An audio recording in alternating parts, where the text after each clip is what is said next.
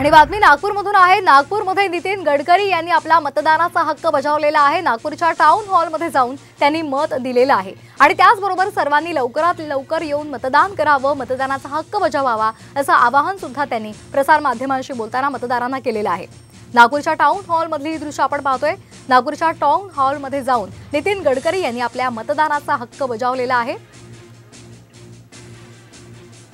प्रत्येक नागरिकांनी मतदान करणं हे त्याचं कर्तव्य आहे आणि जबाबदारी आहे।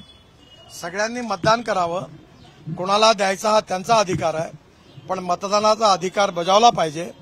आणि निश्चितपणे यावेळी नागपूरमध्येही जवळपास 75% मतदान करण्याकरता आम्ही मोठ्या प्रमाणात लोकांमध्ये प्रयत्न केला आहे। मला विश्वास आहे की निश्चितपणे मतदान चांगलं होईल आणि या निवडणुकीत मी रेकॉर्ड ब्रेक मार्जिननी विजय होईल असा मला विश्वास आहे।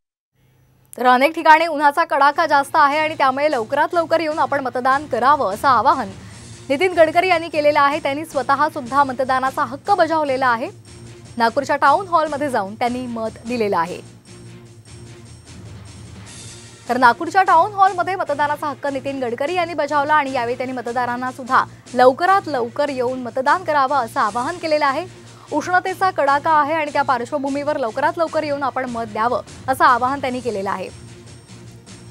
18वी लोकसभा निवडणुकीचा आजचा हा पहिला टप्पा आहे। सर्वात मोठा हा टप्पा असणार आहे आणि या पार्श्वभूमीवर 5 लोकसभा मतदारसंघामध्ये मतदान होतंय। अनेक नेत्यांनी इथे मतदानाचा हक्क बजावलेला आहे आणि नितीन गडकरी यांनी सुद्धा मतदान केलेलं आहे।